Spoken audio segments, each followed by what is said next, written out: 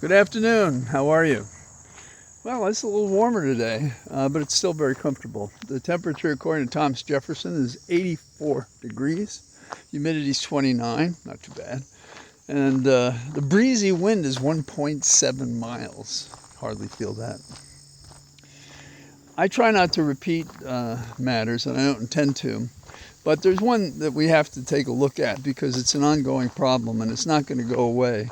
And those who support Trump are uncomfortable with this particular member of the cabinet, and that is Chief Cash Patel. The remaining issues that I see are about the shooting and how miserably the FBI chief handled the whole thing. And, you know, the anxiety to tell the world what's going on is something that a civilian can deal with.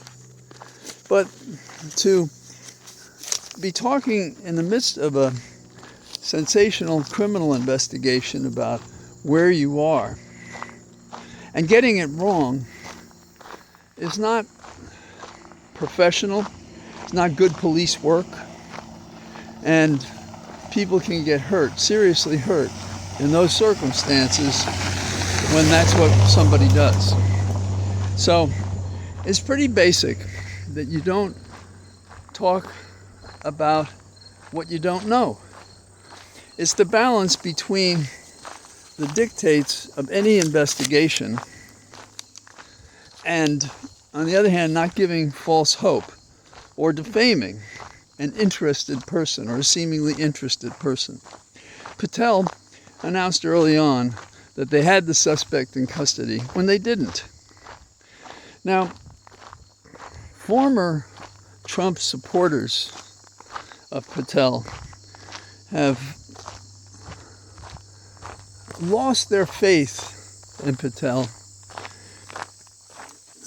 and they were already displeased that Patel did a cartwheel, 180-degree turn on the Epstein documents from before he was in office and now that he's in office. And then let's face it, the department is not any longer devoting its personnel to the things they did well, and is instead supplementing a police force that don't need them as an extension of the police force of Trump. And a good example is elsewhere in our dystopic nation, tyrant Trump is sending troops to Memphis now, building on his military reach, started in LA, in DC, and now Memphis. You know, this is just wrong.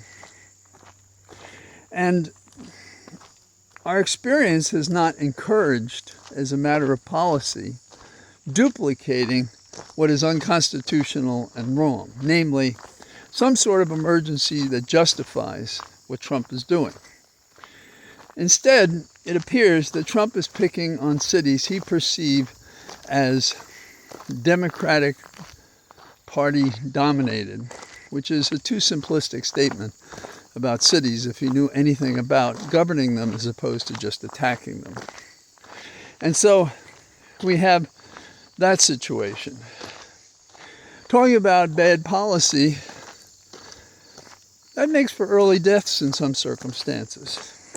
We see that, of course, in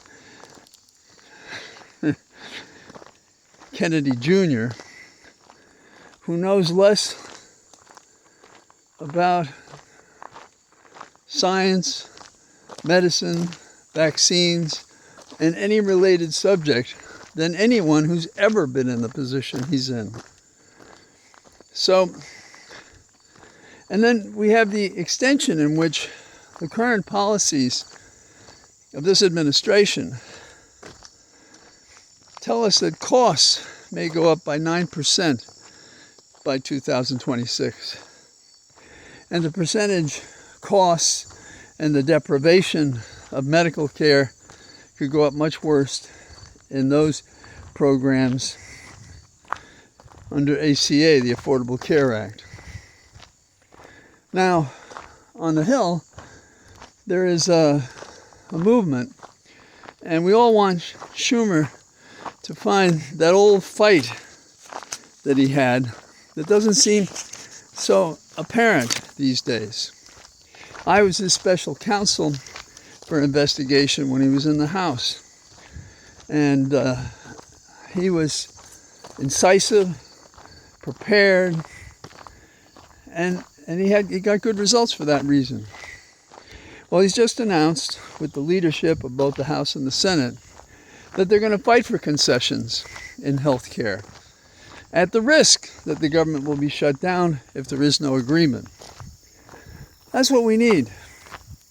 We need a ballsy move that we haven't seen. Is this it? We'll find out. We track it. That's the suspense of life and politics and perhaps everything else that's worth considering in a life's existence. So, there's the question of the tariffs. I don't know what paper you read, but there's a full-page ad by Swatch saying that the tariffs mean if you want to buy one of these watches, come on over to Switzerland and we'll do what we can for you. And also in the news, we just can't get away from what's going on, but some people are speaking up. Poland is pushing back against Russia. It says the drones that came over Poland were no mistake. One or two, that would be a mistake. Prime Minister Tusk said so. And I believe they've invoked paragraph 4 of the NATO agreement, which provides for a discussion among NATO members as to how to redress this offense. Section 5 is the one in which you invoke the other members of NATO to assist you up to and including an armed response. The people observing this in the most responsible positions call the flying of drones over Poland both, let's see, gotta have hay for the horses. They call the flying of these drones dangerous and unacceptable. Now, why would you fly so many drones over Poland? Well, the obvious answer is for targets, for offensive weapons against Russia, to plan an attack if necessary, to chill NATO helping Ukraine.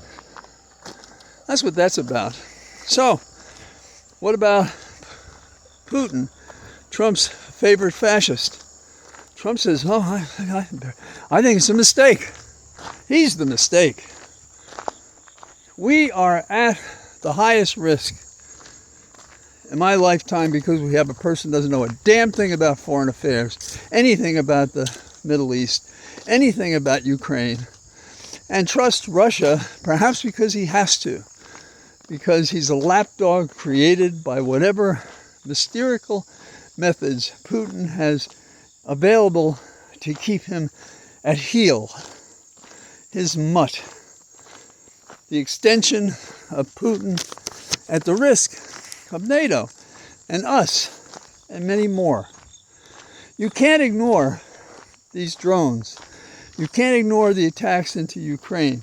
You can't ignore the convocation of Russia, China, Korea, and other nation states in the Far East. Given our withdrawal from Europe, de facto, we claim we're there, but we're not. And if we don't support Ukraine, it will go down too.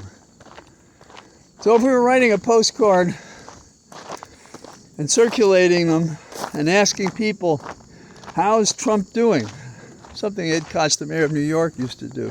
He used to walk the street and say, how am I doing? Well, in the few appearances Trump has made, people are calling him a fascist. They're pointing at him. They're saying, you're wrong. You're hurting us. You're destroying the nation. Who the hell do you think you are? He went out for one of those dinners that he said was so safe, and that's when he got regaled with impressions of his failures as a president and a leader. This nation is going to hell in a handbasket if this guy is not restrained in the exertions of the powers that far exceed the ones he has constitutionally or as a matter of law. So, that's what I got to say today. And I'll probably be out tomorrow. Hope it's anything like this. All the best. Bye-bye.